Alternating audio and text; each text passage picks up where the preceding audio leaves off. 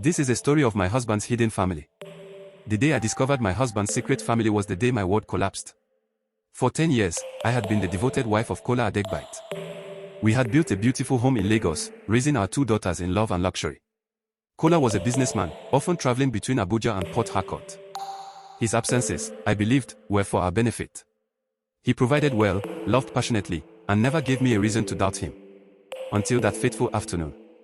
It started with an unknown number calling my phone. Hello. I answered hesitantly. Who is this? A woman's sharp voice demanded.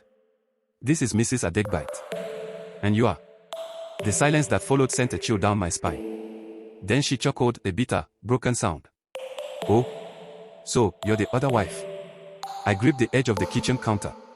Excuse me. I'm Ifeoma. Kola's first wife. We've been married for 15 years. I laughed, a short, nervous sound. That's impossible. Is it? Her voice dripped with venom.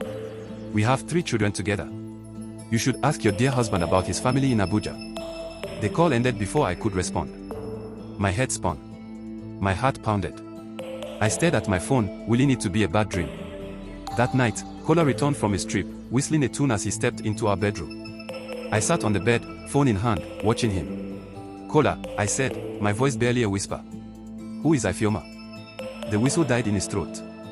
His smile faltered. What? Ifeoma, I repeated, standing. She called me. He swallowed hard, stepping back as though my words were bullets. I can explain. I wanted to scream, to throw things, to make him feel the pain tearing through my soul. Instead, I whispered, then explained. He ran a hand over his face. I never meant to hurt you, Lara. It's complicated. Complicated. I laughed bitterly. You have a whole other family, Kola. How is that complicated? I married Ifeoma years before I met you, he admitted. But we had problems. She refused to relocate to Lagos, and our marriage was failing. So, instead of fixing things or divorcing her, you married me.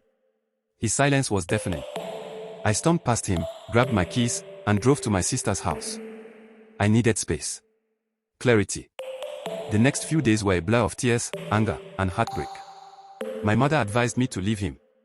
My friends urged me to fight for my place. Then Ifeoma called again. We need to meet. Against my better judgment, I agreed. We met at a quiet cafe in Ikeja. She was beautiful, composed, but her eyes carried the same pain I felt. I didn't know about you, I admitted. And I didn't know he married again, she sighed. Until my son saw your pictures on his phone.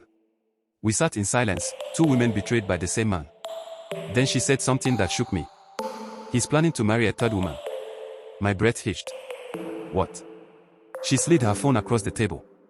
Messages from Kola to an unknown woman. Sweet words. Promises. Lies. Rage burned in my veins. How could he? I've made my decision, she said, standing. I'm leaving him. As I watched her walk away, I knew I had to make a decision, too. That night, I returned home and packed my bags. Kola tried to stop me, but his words were empty now. You broke us, I told him. I refused to be part of your web of lies. With that, I left, choosing myself over his deception. Lara Adegbite, a devoted wife, discovers that her husband, Kola, has a hidden family in Abuja. After a shocking phone call from Ifeoma, his first wife, Lara confronts Kola, who admits his betrayal. She later learns that he plans to marry a 3rd woman. With her dignity intact, Lara makes the painful decision to leave him, reclaiming her freedom and self-worth.